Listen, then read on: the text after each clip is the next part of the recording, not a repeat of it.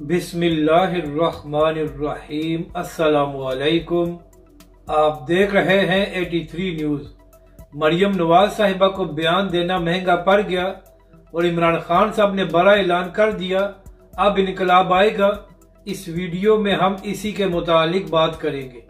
नाज़रीन कराम, चाहे इमरान खान साहब हों या दीगर सियासी रहनुमा, जब भी उनके खिलाफ फैसला आता है तो वो लोग अदालतों पर तनकीद करते हैं, मगर मरियम नवाज साहिबा 2 कदम आगे चली गई हैं और मरियम नवाज साहिबा ने अपने जलसों में सुप्रीम कोर्ट के 2 जजेस के नाम लेकर और उनकी तस्वीरें चलाकर यह तासुर दिया है कि ये लोग इमरान खान साहब और पीटीआई का साथ दे रहे हैं। तो नाज़रीन इकराम, इसके बाद मरियम नवाज के खिलाफ तौहीन अदालत की दरख्वास्तें जमा हो गई हैं।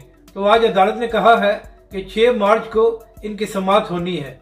तो अब देखना यह है कि क्या मरियम नवाज साहिबा ने अपने लिए नई मुसीबत खड़ी कर ली है या हमेशा की तरह उनको अदालत से रिलीफ मिल जाएगी। अब बात करते हैं कि इमरान खान साहब ने क्या बड़ा ऐलान किया है।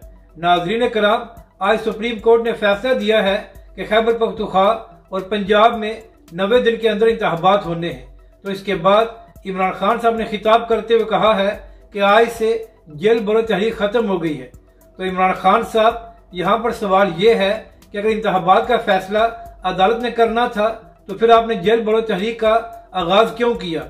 इससे आपको या पीटीआई को क्या फायदा हुआ? बल्कि इमरान खान साहब जेल बरो तहरीक को शुरू करने के बाद आपका और आपकी जमात का मजाक बना है कि पीटीआई के लोग गिरफ्तारियां नहीं दे रहे थे। तो लिहाजा जब भी कोई फैसला किया करें तो सोच समझ कर किया करें, ताकि बाद में यू टर्न न लेना पड़े और हमेशा की तरह आपको हजीमत न उठानी पड़े।